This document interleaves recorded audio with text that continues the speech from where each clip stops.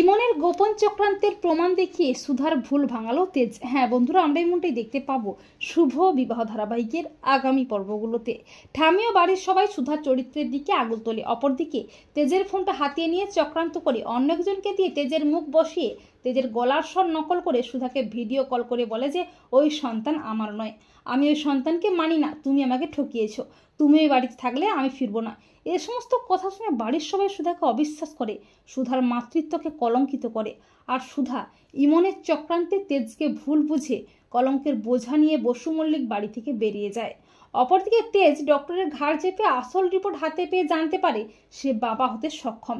এরপর ডক্টরকে হুমকি দেখিয়ে জানতে পারে ইমন হালদারি চক্রান্ত করে টাকা দিয়ে নকল রিপোর্ট দিতে বলেছিল। তা শুনে তেজ প্রচণ্ড ক্ষেপে গিয়ে ইমনের অফিসে আসে আর সেখানে এসে ইমনের সমস্ত ষড়যন্ত্র দেখে ফেলে। এরপর তেজ তড়িঘড়ি করে বাড়ি ফিরে এসে সুধার খোঁজ করে। সুধাকে কোথাও না খুঁজে পেয়ে অস্থির হয়ে ওঠে তেজ। এরপর সুধার লেখা চিঠি হাতে পেয়ে তেজ জানতে পারে সুধা বাড়ি ছেড়ে চলে গেছে। তেজ বাড়ির সবাইকে বলে আমি বাবা হতে সক্ষম, সবটা ইমনের চক্রান্ত ছিল, আর তোমরা কিনা সুধার চরিত্রের দিকে আঙুল তুললে, ওকে অবিশ্বাস করলে। না না, এটা হতে পারে না, আমি সুধাকে ফিরিয়ে আনবই। এই বলে তেজ ছুটে যায় সুধার কাছে, সুধার বাপের বাড়িতে। তেজ বলে সুধা, আমার পরিবারের মানুষজনের হয়ে আমি তোমার কাছে ক্ষমা চাইছি, আমি তোমাকে বিশ্বাস করি, সেদিন রিপোর্ট ভুল ছিল, তোমার আর আমার সম্পর্ক ভাঙার জন্য ইমনই চক্রান্ত করেছিল। এই বলে ইমনের কুকর্মের প্রমাণ দেখায় সুধাকে। সুধা বলে না তেজ, তুমি ইমনের অফিস থেকে ভিডিও কল করে বলেছিলে তুমি আমার সন্তানকে মানো না, আমাকে বিশ্বাস করো না, তাহলে এগুলো কি মিথ্যে?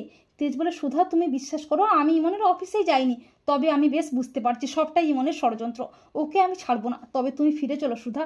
সুধা বলে না তেজ, যে বাড়িতে বিশ্বাস নেই, শুধু রয়েছে অসম্মান আর অপমান, সেই বাড়িতে আমি ফিরতে পারবো না। তো বন্ধুরা, তোমরাও এটাই চাও তো যে ইমনের গোপন চক্রান্তের প্রমাণ দেখিয়ে সুধার ভুল ভাঙিয়ে সুধাকে যেন বাড়ি ফিরিয়ে আনে তেজ?